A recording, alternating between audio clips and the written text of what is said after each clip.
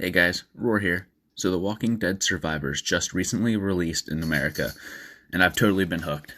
I've been a huge fan of the city builder style phone game for quite a while now, and I definitely haven't been able to put this one down. That said, today I'll be showing everyone here 10 tips and tricks of what they should do when they're just starting out in The Walking Dead Survivors. So tip number one, it's going to seem like an obvious one, but there's a little twist. So that's going to be to constantly be building and researching. As you can see up here on the left, I've got 5 builders, 1 researcher. You pretty much want to have those going all the time. Now, there is one caveat. Don't be afraid to focus your HQ and level it up. Once you get to about level 8, it's going to tell you if you go ahead and level it, you're going to lose your beginner shield.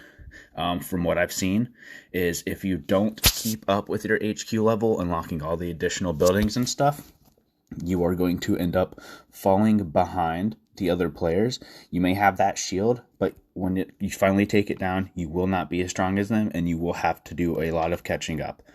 You're not necessarily going to be attacked as soon as you drop that shield anyways, especially if you are doing some of the following tips after this.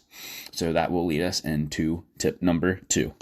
Now, number 2 is going to be in your research. It is going to be under your March Q. 1, 2, and 3 will all have it. What you want to make sure you are focusing is right here. It is team of 3. Having 3 survivors in your March will give you a massive advantage over other players earlier on that are not focusing this. Even if they have 1 survivor slightly stronger than yours, if they do not have 3, you are more than likely going to win out in that battle.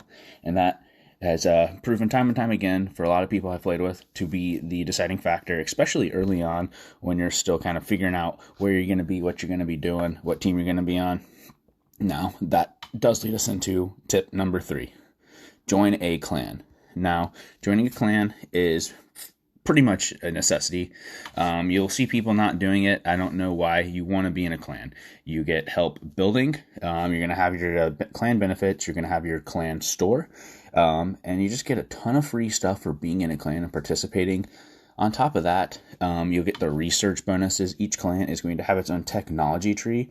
And as you research and help donate, that is going to help everyone out. And just as a clan, you will be so much stronger, and you as an individual will be so much stronger. Now, on top of that, many events also do rely on you being in a clan to get the most out of them. For example, Tides of the Dead right here. Your entire clan is consistently attacked by zombies, and you need to defend as a group. There are personal rank rewards, so you could do it alone. You will not get many points that way, and you will totally miss out on any clan reward. So I do not recommend doing that one solo, and it would not be as fun. So, being in a clan falls right in hand with tip number 4. Know your clan's diplomatic standpoint with the other clans. You can see right here, our clan, we have allies that are do not attack. We currently have no enemies, but you can cause a lot of problems really quickly by attacking an allied clan. Pretty much, you can single-handedly cause your team to just be massacred. So I would especially advise to know where your clan stands with the other clans so that you do not make unnecessary enemies. So tip number 5 has to do with your own personal growth. Save your speed-ups, your items, until the time is right to use them. For most of these, the right time is going to be in this thing called a survival challenge. As you can see, the one I have right now is for radio, promoting, and upgrading my survivors. So, pretty much, if you save your items, these first 2 chests, the reward 1 and reward 2, you can get every single time if you've just set on your stuff and made sure to get them. Don't necessarily try to win the event, but if you just save your stuff to at least get those 2, you're going to end up with excess mass of some of the items you're going to need to continue growing, rather than just using them for free on your own with no relation to an event. You will end up with a lot more just resources if you just make sure you're at least getting these first 2 for every event, and you'll grow a lot faster. So that leads us into tip number 6. This one's similar to the last one, but has a lot more far-reaching effect. There is an item in this game called bread. Now, with bread, it's a lot harder to get than regular items.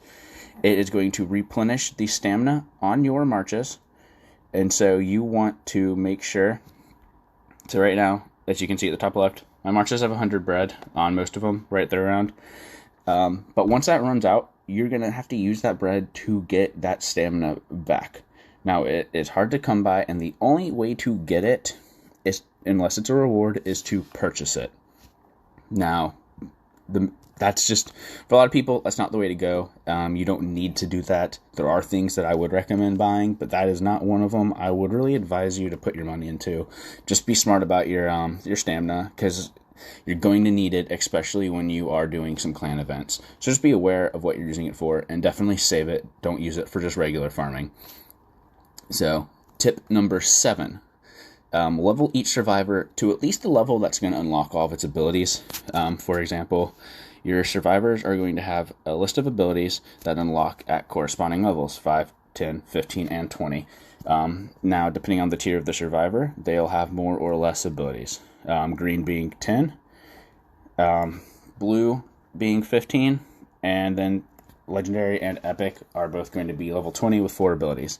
At least level them to that point, get your abilities. It's just going to be pretty much passive buffs or activated buffs across the board. So you're going to want all those. There's no reason to not have those. As far as leveling up higher than that, that's going to be more specific to the survivors you are using in your formations to attack and such like that. So that kind of leads us into one of the next tips is you will lose troops when attacking players' towns, but you'll only receive injuries when you are being attacked. The exception to this is going to be if you let your hospitals fill up. If you let these fill up, as you can see, I've got more troops than hospital capacity right here at the top center. If I let that fill up and keep receiving wounded troops, they will start dying. You don't want that to happen. So definitely just stay on top of healing them. And that's pretty much the gist of that one, is just offense is way more costly than defense, more often than not. Another tip number 9 is going to be to do the duels challenge daily.